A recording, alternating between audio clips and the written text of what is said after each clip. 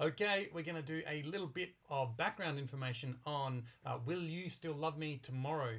So we're looking at the 1961 version of the Shirelles performance of that song.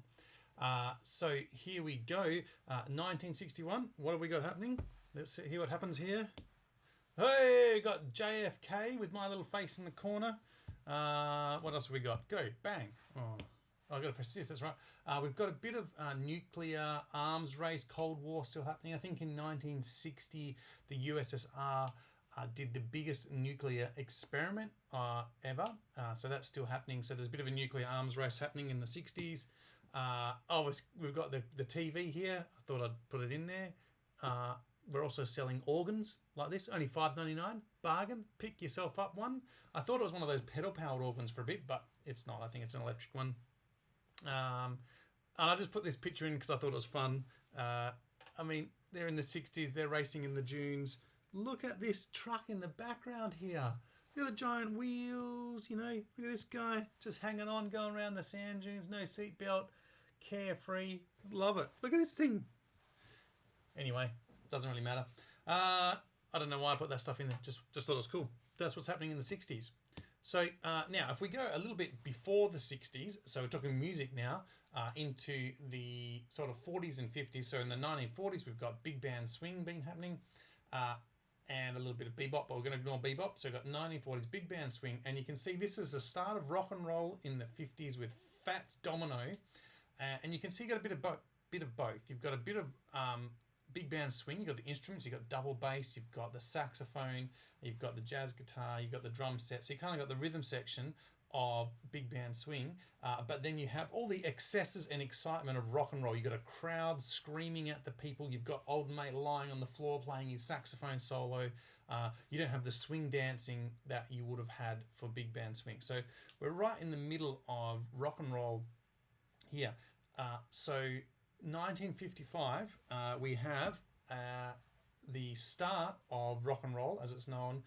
The movie Blackboard Jungle is released in 1955. It has the song "Rock Around the Clock," and the movie Blackboard Jungle is has quite dark themes about teenage angst and all this kind of stuff. And it launches Bill Haley in the comments with "Rock Around the Clock," and that's what we get. So it's considered bad, I guess.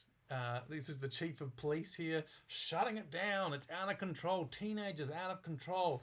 Just like probably the same thing is said today, but the teenagers are out of control. You've got to imagine you've come from Louis Armstrong, the statesman of music, to this rock and roll going crazy. So that's kind of what's happening at the time. This is a rock and roll party in the car park. This is what they're trying to stamp out. Get out of there. This is happening in 1955. You've also got a lot of double meanings in the lyrics and all that kind of stuff going on as well. So that's kind of happening. Of course, at the same time, we've got old mate Elvis Presley. Again, you can see the big difference from the big band swing. We've got people lining up trying to grab his clothing here, and he's screaming down the camera. It's all happening, right? So it's a totally different vibe. There's no swing dancing anymore. All that's gone. And also the influence on the other people. I mean, that was the big concern, that it was going to lead the youngsters astray. So this is little Elvis at his school ball or something. I don't know what's going on. But yeah, so that's kind of what's happening. And then, of course, we get to the 60s, and what happens in this right before the 60s, so like around 1959, 1958, rock and roll kind of dies for a bunch of reasons. Some of them, like Elvis Presley joins the army, he's not around. A few of them die in a plane crash. One tries to marry his 13-year-old cousin, or does marry his 13-year-old cousin. One gets put in jail. I think Chuck Berry gets put in jail. So they all sort of disappear, and there's this hole left. And what we get is brill building pop. And you can see on here that we've even got the Shirelles. They make it onto this, whatever this is, some sort of compilation album. And the brill building sound, I guess if we're going to say anything, it's cleaner from rock and roll, and it's a little bit more sophisticated.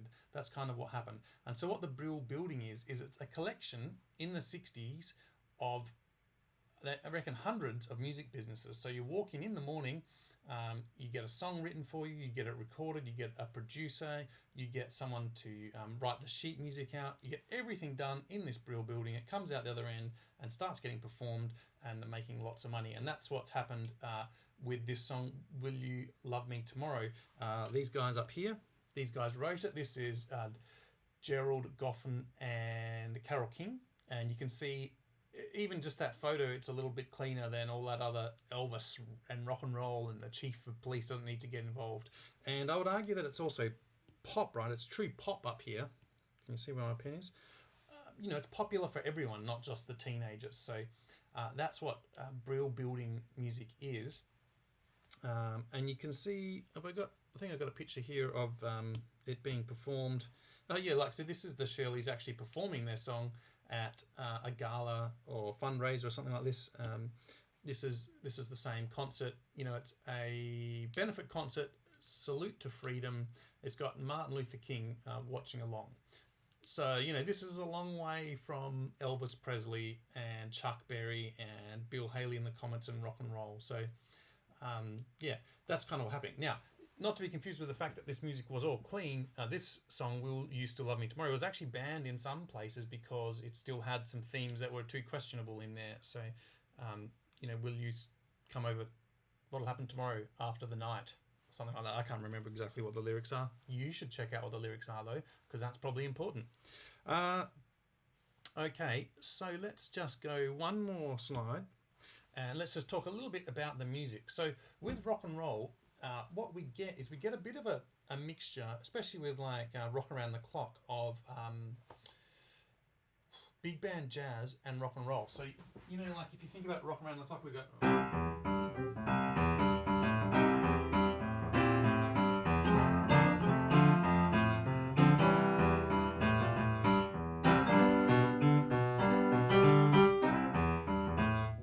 So we've got this walking bass line, but it's kind of riff based. It's not a true walking bass line because it doesn't. It's not improvised. It's not made up. So it's not going all over the place. So it's repetitive. So it's people like it and can get into it and can dance along to it. So you've got that rock and roll bass line, and it's based on the 12-bar blues. So if I grab this bit here for you, I'm talking about this part here. This is the rock and roll one. That's a 12-bar blues. You can see this chord here, the 4 chord here, the 5 chord there. That's pretty important to know and to be able to memorize. That as far as music goes, you need to kind of know what a blues is, and this is a 12-bar blues, so you need to know that. And it forms the basis of rock and roll. So that's 1955 with Rock Around the Clock and the walking bass line. 3 years later, maybe even at the same time, you get like Great Balls of Fire, which does away with that walking bass line, just gives you like almost like the power chords, like this.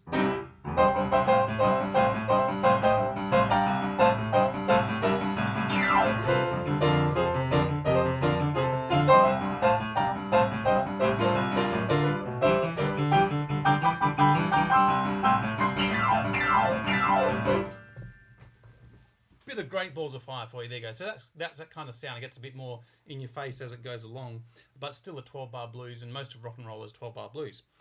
Then you start getting a bit of a transition to the pop section, which is this one here, where Stand By Me. You kind of get this. So darling, darling, stand.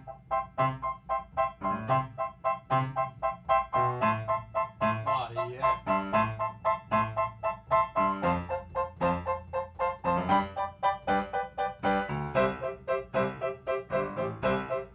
So that's a kind of a sound that's also around, and a really common chord progression. That chord progression, I mean, it kind of comes out of jazz rhythm changes, if you want to look that up. So it's kind of a rhythm changes chord progression. Something worth looking up. And then we've got the Brill building pop, which is this one down here.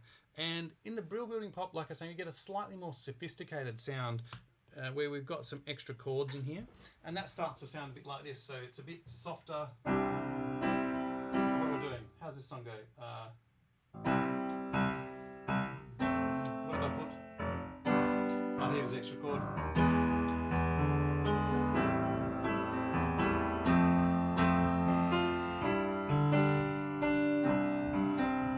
I got there in the end. Anyway, you can hear there's a lot more chords in that.